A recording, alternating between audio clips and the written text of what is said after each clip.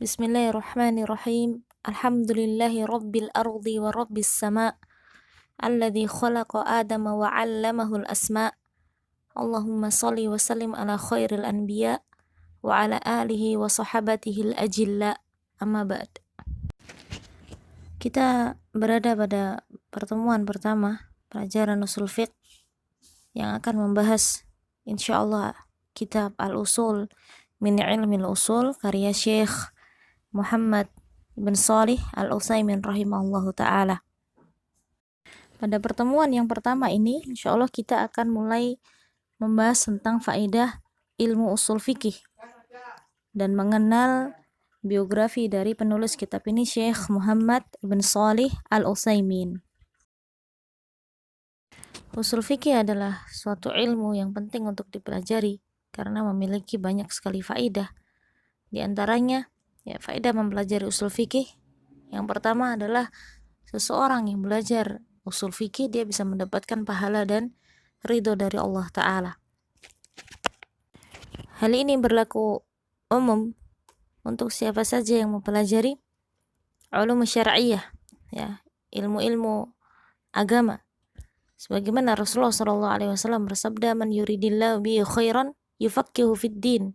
Barang siapa yang Allah kehendaki padanya kebaikan, maka Allah akan memahamkannya akan ilmu agama. Muttafaqun alaih. Maka kefakihan seseorang pada ilmu syar'i,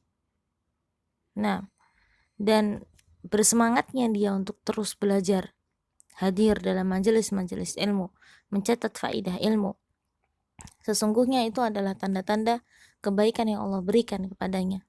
Dan sebaliknya, bodohnya seseorang akan ilmu agama,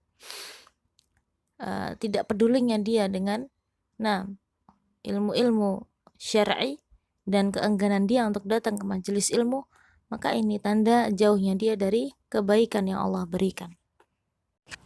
Maka untuk mendapatkan keutamaan yang besar dan agung seperti ini, mendapatkan kebaikan dari sisi Allah Tabaraka wa Ta'ala, seorang penuntut ilmu wajib dia meluruskan niatannya ikhlas lillah.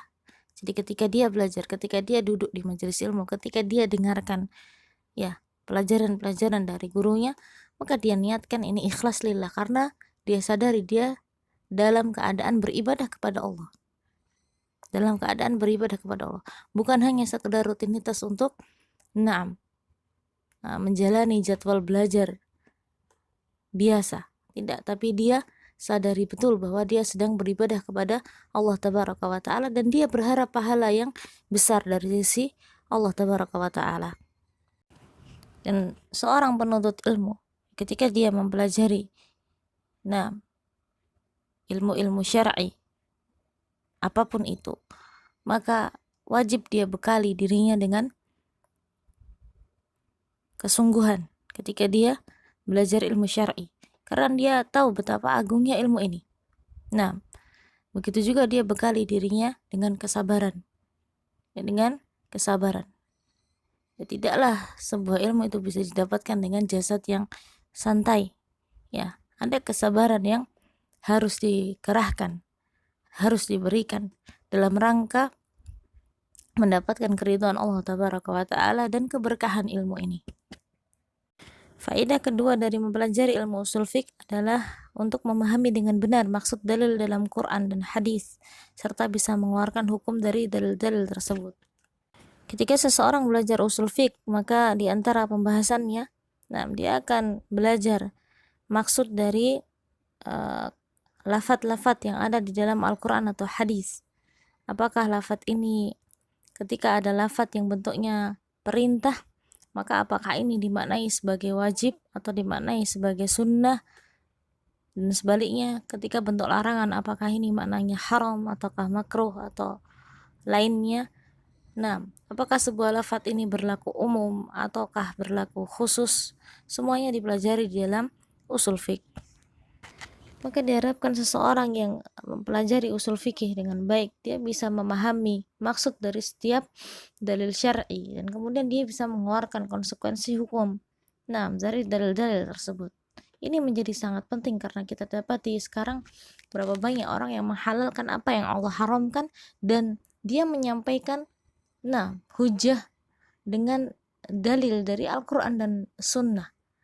Kemudian orang-orang seperti ini ketika dia memiliki retorika yang bagus, dia memiliki gaya bicara yang bagus, dia masuk ke media-media sosial misalkan, maka jelas ya orang awam menjadi kebingungan melihat hal-hal seperti ini, dan nggak sedikit yang mengikuti pemahaman-pemahaman salah seperti ini.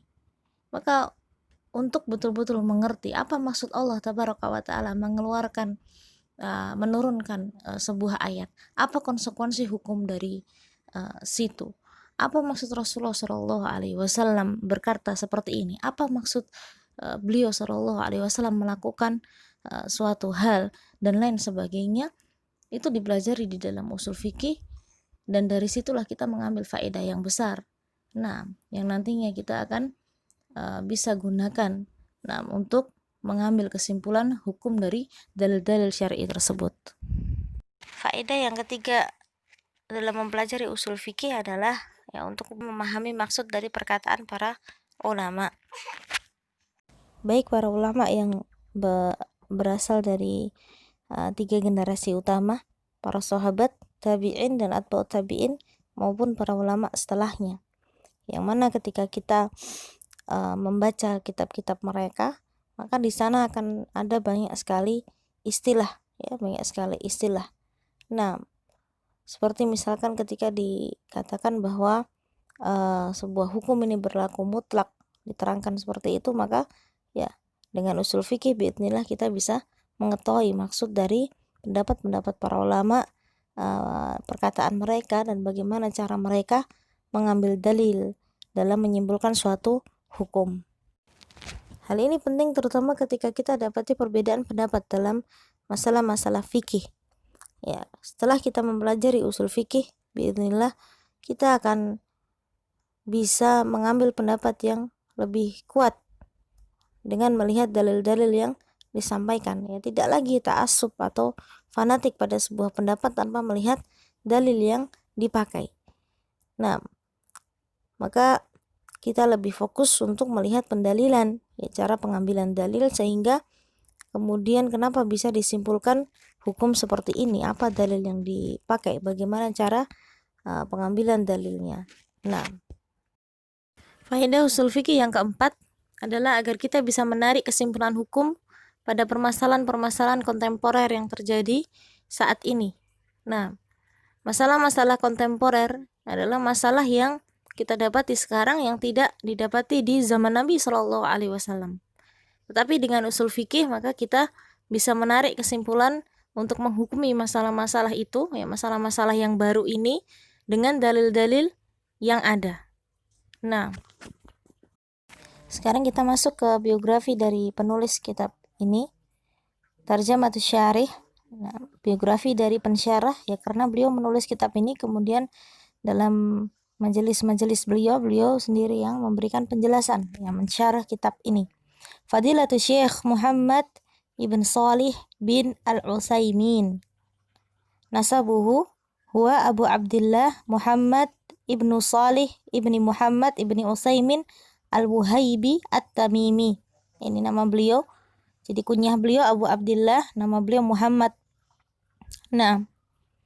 Jadi Utsaimin itu sebetulnya nama dari kakek beliau, tapi beliau lebih sering disebut sebagai dengan nama Syekh Muhammad ibn Salih Al-Utsaimin. Utsaimin itu adalah kakek beliau. Kemudian wulida fi Madinah Unaizah, beliau dilahirkan di kota Unaizah fi sabi'i wal ishrina min syahri Ramadan al-Mubarak, pada tanggal 27 Ramadan. Masya Allah, dilahirkan di waktu yang mulia, tanggal 27 Ramadan tahun 1347 Hijriyah. Pada masa kecilnya beliau belajar Al-Quran itu di bawah bimbingan kakeknya sendiri, kakek dari jalur uminya, dan beliau hafalkan Quran juga dengan bimbingan dari kakek beliau sendiri. Kemudian disebutkan wa qara'a ala Syekh Abdurrahman ibn Nasir As-Sa'di alladhi yu'tabaru syaikhuhul awal. Dan kemudian beliau belajar pada Syekh Abdurrahman bin Nasir As-Sa'di. Ini mungkin kita sudah sering mendengar nama beliau, ya. Beliau adalah penulis kitab tafsir, ya, Taisir Karimir Rahman. Nah, Syekh As-Sa'di rahimahullah. Ini guru beliau. Alladhi yu'tabaru syekhul awal, yang dianggap sebagai guru pertama dari Syekh Muhammad bin Shalih Al-Utsaimin.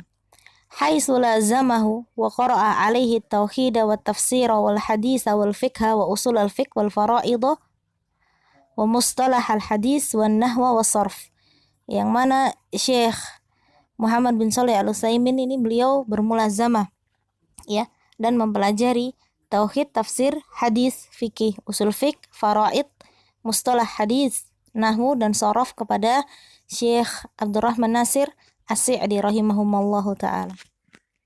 Ada sebuah kisah yang masyhur, diceritakan berkaitan dengan bagaimana Syekh Muhammad bin Shalih Al-Utsaimin ini belajar kepada Syekh As-Sa'di.